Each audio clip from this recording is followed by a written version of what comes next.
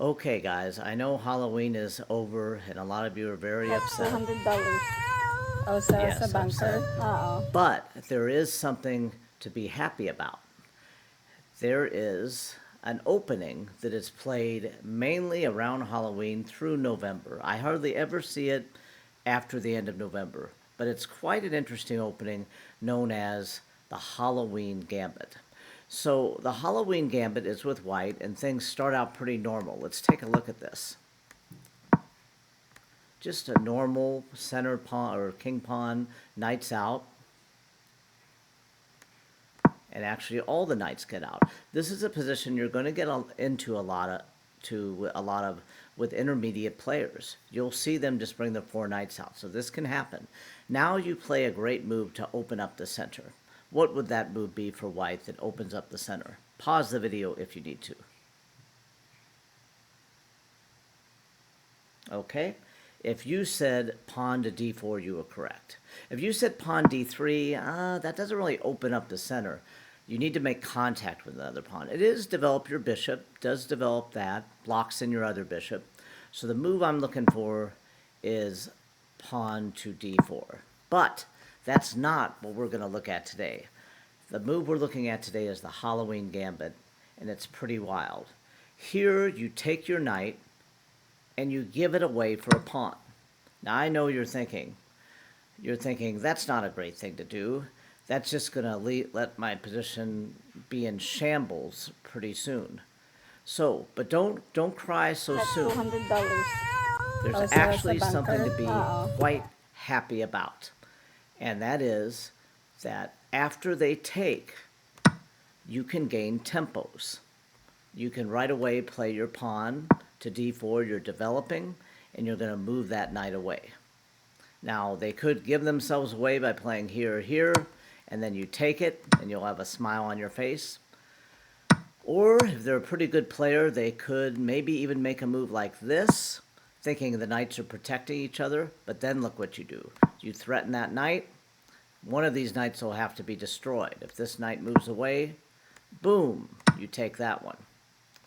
But let's go back. Let's say you threaten the knight, and they're a real good player. They move it to safety. Well, you can keep pushing the position in this Halloween Gambit. How can you keep tempoing your opponent, which means kind of doing what you want to do anyway, furthering your development, and pushing them away at the same time? Stop the video if you need to. All right. If you said pawn e5, you were correct. This is a really good move to push the knight. Now, you could probably play pawn d5 too. That looks good too. The knight doesn't have many spots to go to.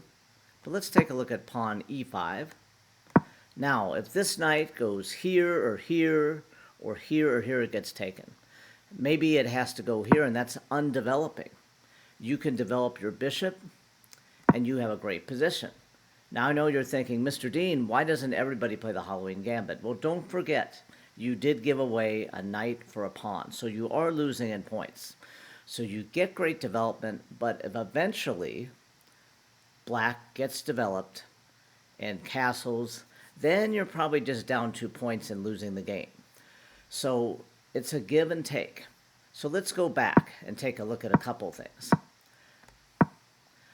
Now, after you take that pawn in the Halloween Gambit, and by the way, there's other good moves, just like d4 that we looked at, or bishop to b5, that's good too.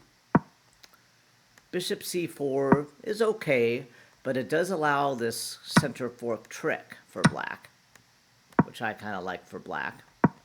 But we're playing the Halloween Gambit. We give away the knight for the pawn they take, and then we kick. That knight has to go somewhere, it goes back, and then we kick again.